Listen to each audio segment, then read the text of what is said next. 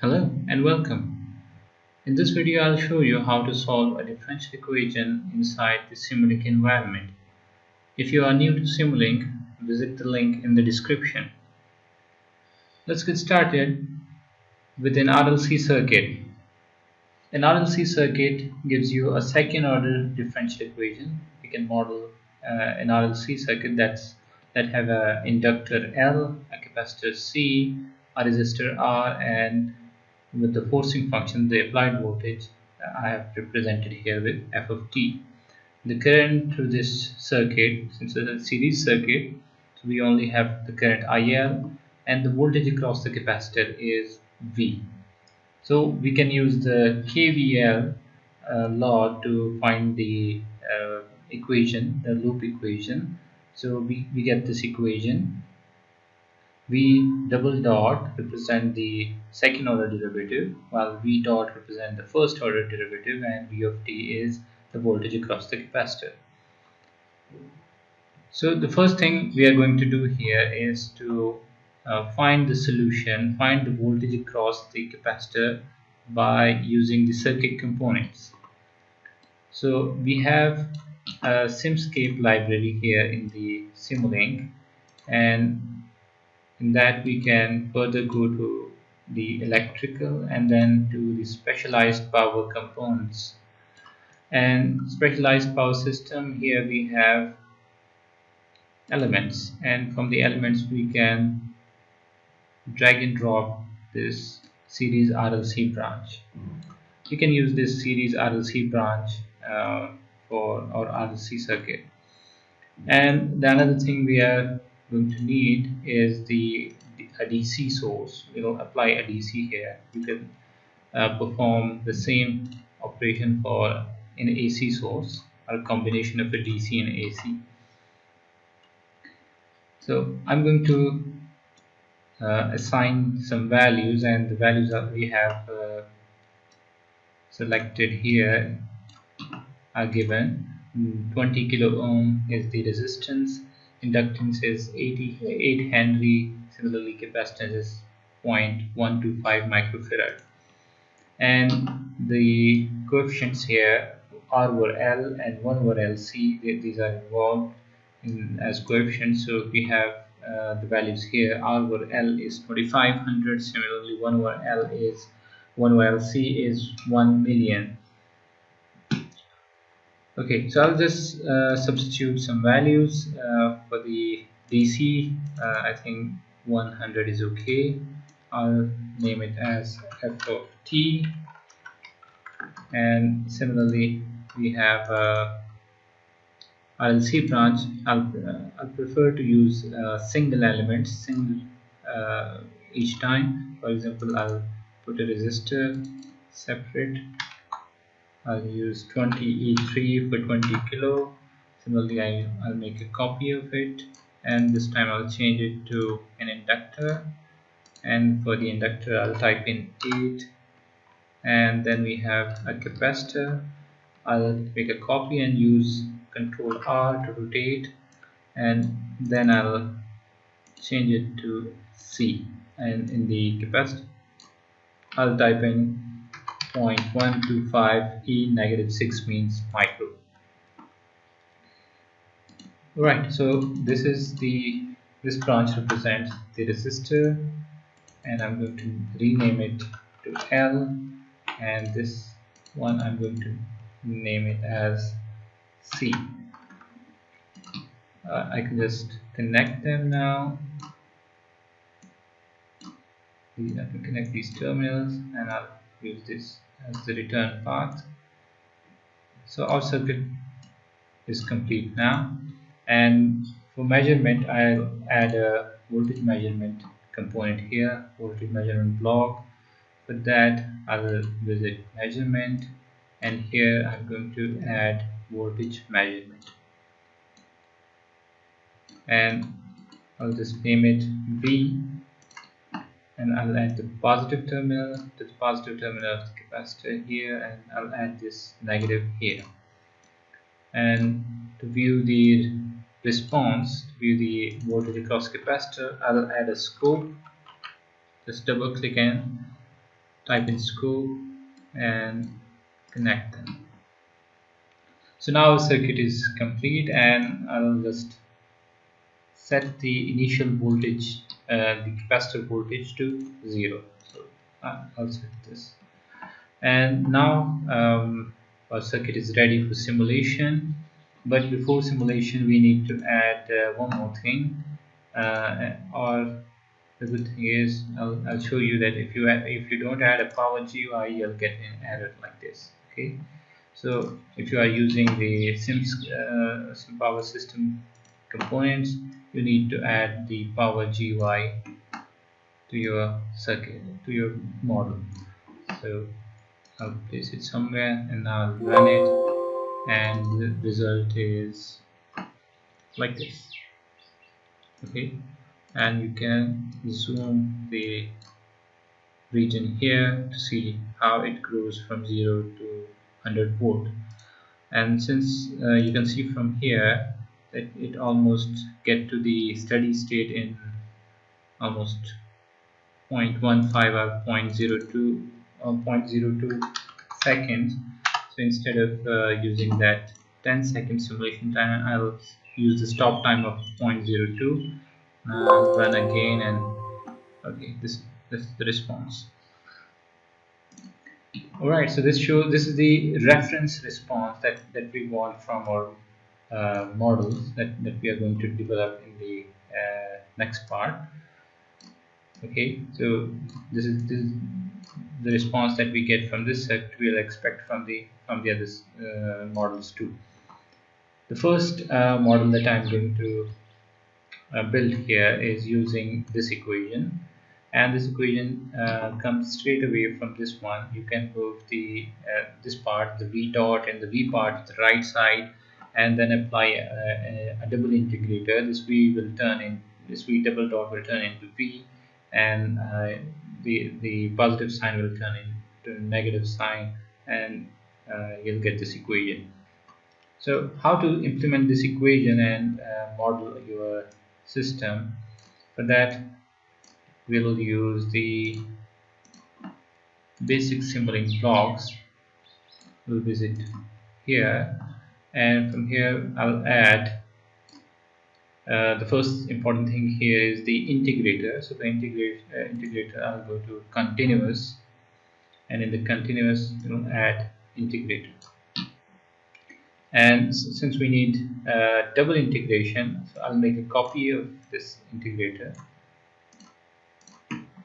and after that we need a source.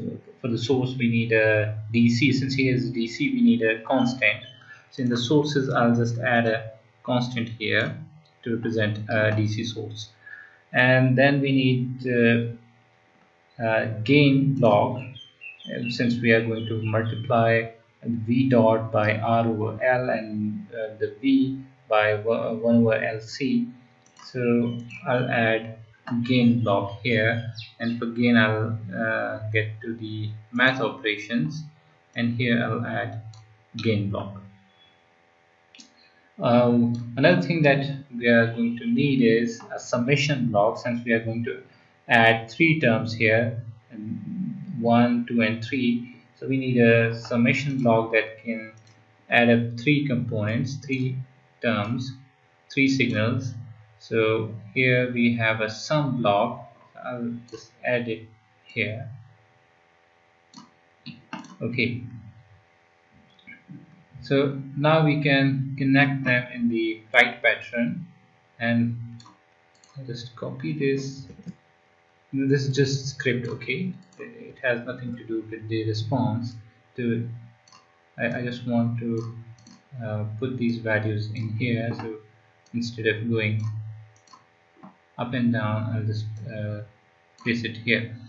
Right, so keeping the equation in mind here, so the source term is multiplied by 1 over LC. So here is the source term. The source value we set in the previous case, the DC was 100, and it was scaled by 1 over LC. So it is scaled by 1 over LC. 1 over LC is 1 million, so I'll just 1e6, and I'm going to turn it into a block that has two negative sign and one positive input. Like we need one positive input and two negative inputs. So I'll just type in plus minus minus. So now it's going to have three inputs, one positive and two negative. But one more thing I want here is rectangular. I want it to be rectangular like this. Right. You can see that there's an additional space at the top. You can get rid of that by removing this vertical bar from here, and now you can see that they are equally distributed. And now we can connect the line, the positive line. Okay, since the f of t is plus, let me remind you that this represents f of t, which is constant. And okay, it says that the name f of t already exists. Okay, so I cannot use f of t. I'll rather use f of t dot to differentiate it from the one that I have labeled here. And then we have 1 over LC. So this is 1 over LC, and the input to this integrator, what do we get here? The input to this integrator is v double dot or v double prime, and after integration, the output of this here is v prime. Okay, one of the integrator. After v double prime go through this integrator, we get v prime. And here, if we apply another integrator, what do we get here is just v. So now to complete this model, we need I'll just turn this gain using the control I. You can just right click and go to this flip, rotate and flip. We need to connect v prime times the R over L. Then we need to connect v times 1 over LC. We need to connect these two signals here, and once these are connected here, we know that this sum gives us v double prime. Okay, so the summation here is v double prime, and after integrating we get v prime, and then integrating again we get v. So this is the point where we're going to see our response. We have our final output here. We should change the gain here, since v prime is going to be multiplied with R over L. R over L is 2500, and I'll just drag it a bit to make it more visible, and I'm going to multiply the other term by 1 over LC, and the value is 1 million.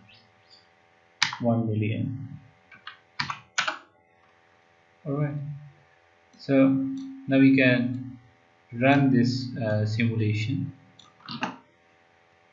Just save and then I'll run this simulation, and it's look similar to the one we have here from the circuit. And to confirm whether they are exactly the same or not, we can double click this. We can select the scope. We can select the scope, and we can change the number of inputs to 2, Press enter and you'll see that the number of inputs of the scope has changed to there are two inputs. So now it has two inputs. We can run it again to update the waveform, and here you can see that we have two responses and they are overlapped over each other because they are the same. They are exactly the same, and to make sure you can uh, add a legend here, for example V1, all this from the circuit here, and name this one V2 to make it different from that, and run again, and here you can now fit to screen and view legend. Alright, so there is another signal V1 that's of yellow color, but because the blue has overlapped the previous signal, that's why it's hard to see below that line. Okay, so that's how you can, this is the first way you can model an RLC circuit, and now I'll show you another way. This was the using the blocks, Simulink blocks to model your RLC circuit. I will show you how to model now using a transfer function. Just put them here as a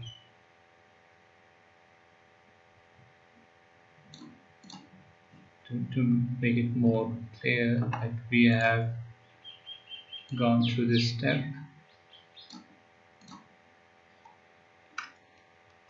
Alright, so now I'll jump to the second part.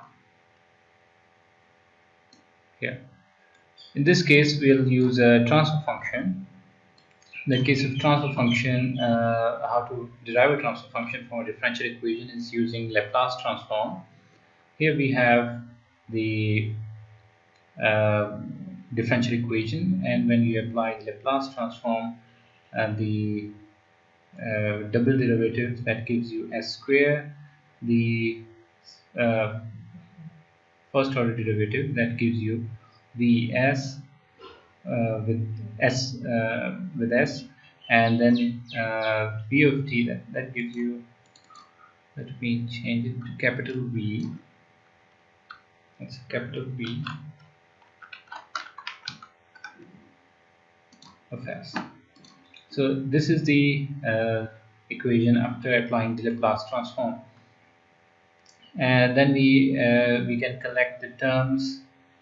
We can take away v of s, and we can we are left with the terms s square plus r s times r over l plus 1 over lc, and you can bring it to the denominator here, and v of s over this f of s, I'm going to call it h of s, and the other term that's missing here, that is 1 over lc. Okay, that's missing from this equation, and it's a mistake. So I'm going to multiply over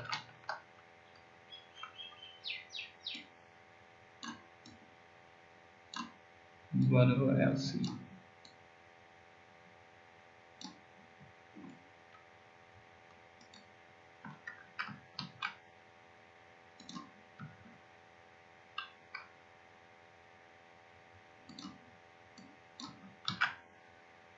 This is the right equation.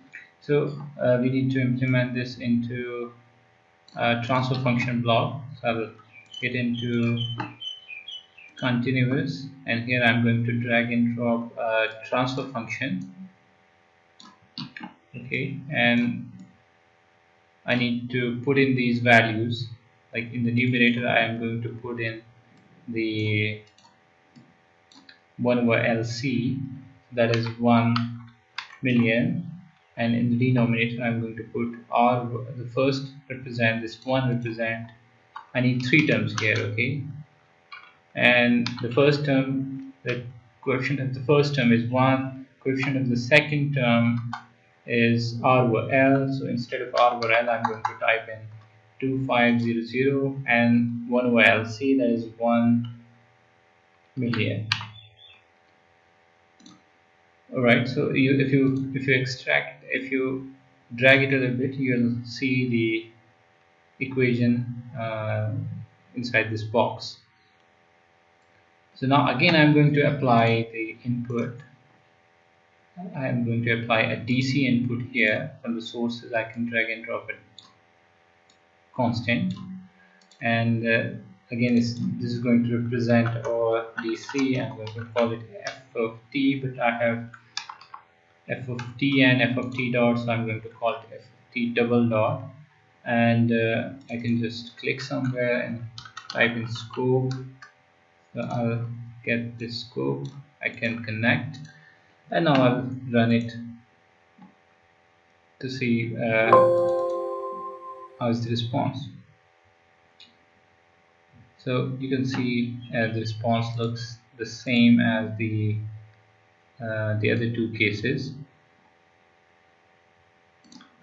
but the difference is, okay, I haven't changed this to 100, so because of that it was approaching 1 instead of 100. So now I can check, and that's just like the other guys.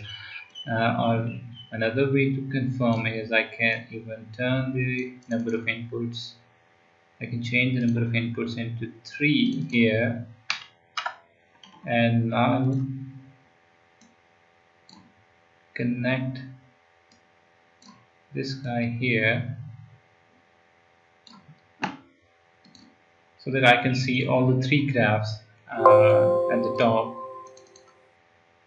So now you can see that we have uh, same responses from all those 3 systems, because we are modeling the same RLC, and the RLC circuit here we are modeling using transfer function here and using this block representation. Okay, so one more thing we can do here is to represent using a state space model. We can also represent our RLC circuit using a state space model, and then we can solve that state space model inside the Simulink. So for that, let's go back to the RLC circuit differential equation. V double dot plus R over L times V dot plus 1 over LC times V equals to F of T over LC. So let me call the V of T as x1, and the derivative of the x1 I'm going to call it x2. Okay, the derivative of V I'm going to call it x2, and I'm going to call the V of T as x1. So x2 dot is V double dot. Okay, the second derivative of V I'm going to call it x2 dot. So we can use this notation for the state space model. So the first thing is x1 dot is x2, and x2 dot is v double dot. So we know that we can the rest of expression is equals to v double dot.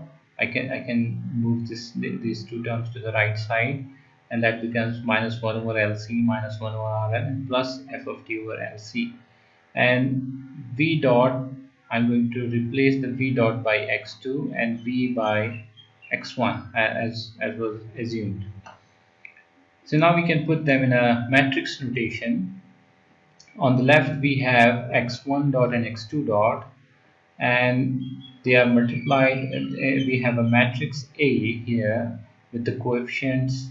Since the coefficient of x1 is 0 in the first equation, so here is a 0 because x1 multiplies with this term, and x2 multiplies with 1. So here we have the coefficient of x2 is 1, so we put a 1 here. In the next, we have the coefficient of x1 is 1 minus 1 over LC, since this x1 multiplies here, and similarly the coefficient of x2 is minus 1 over minus r over L. Then we have this additional term. In this additional term, we have f of t over LC. That means that we have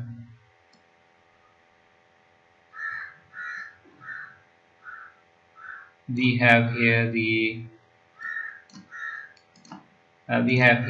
one over LC 0 and 1 over LC times f of t. Okay, because I have missed this 1 over LC. There is a 1 over LC here. So I can we can use this notation that x dot is equals to ax. This is a, this is x, and this is x dot plus b. I'm calling this matrix b and calling this f of t. So where V is the voltage across capacitor is some matrix C times X. Since we have X1 equals to B, so we'll use a vector 1 0, so that we only after multiplying the C with X, we only get X1 of t. And then we have D times U, since there is going to be no terms, U is not going to be there, so we'll just multiply, we'll use D as 0. So this is the matrix notation that we are going to use to model in state, to use the state space model for the RLC circuit. So again, we are going to use the continuous library. In here I'm going to drag and drop the state space model here, and then again the input is going to be a constant. I'm going to apply this constant here, and the output is going to be at a scope like this. And one more thing is we need to set up the values of the matrices, that we have here, A, B, and C, D. These are the matrices that we need to put the values. Okay, so the matrix A is, what is the matrix A? We'll put them in square brackets. Matrix A has value 0, 1. That's the first row, and the second row of the matrix A is minus 1 over LC, and we know the value of LC here is 1 million, and the value of R over L, so the value of R over L minus R over L, that is 2500. So this is the matrix A. I can represent here. This is 0, 1, the first row, and minus 1 over LC minus R over L, that's the second. Then we have the matrix B. The first row is 0, and the second row is again 1 over LC, so 1 E6. That's our matrix B. Matrix C is 1 and 0, and then the matrix D is 0. Okay, so that's how we can we can input the matrices that we derived from the RLC, differential equation of RLC, into this state space model. I'll just press OK, and now I can run this model, and you can see it gives you the very same result. And for one more time, I'm going to increase the number of inputs of the scope. Just click, and from the property inspector I'm going to set the number of inputs to 4, and then I'll connect the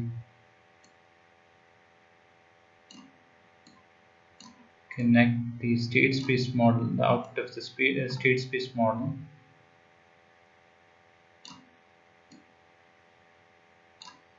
Okay, and run again.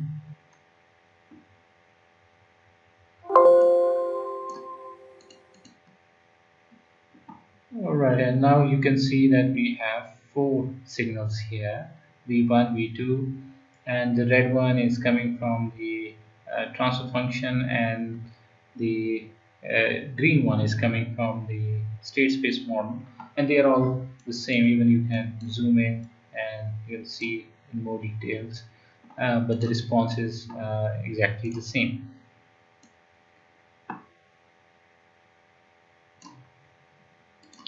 One more thing that I want to show you here is that if your initial condition changes, for example, there's the initial voltage across the capacitor is, let's say, 5 I150 for instance. So how can you set that in the other cases? For example, now if you run your system, we have the first one that's for the RLC circuit, starting from 50 and going to the approaching 100. How can we set this in the other cases? So in this model, this particular model, the last integration we have here, that gives us the V. So I can set this to 50, and if I run it, you can see that the V2 has also joined the same uh, response. And similarly, in the state space, we have this option here, the initial condition. So I can also type in here, say 50, and then I can run again, and you can witness like this. But in case of transfer function, let me show you. In case of transfer function, we don't have any option here. We cannot set the initial condition. Okay, so in case of transfer function, during creating a transfer function, we assume that the initial value of voltage and the derivative of the voltage both are 0. So that's how that's the condition that we use during derivation of a transfer function. So we cannot evaluate initial condition here in the transfer function. So this is the key. This is something uh, you need to concentrate on. That using any of these models, you should be aware of that. You cannot use the initial condition in the transfer function, while you can use it in state space model, and you can use in these two representation. Right, so these are the different ways you can solve your RLC circuit or any differential equation you can solve using these approaches. I hope you get the idea. Thank you for your time. See you then.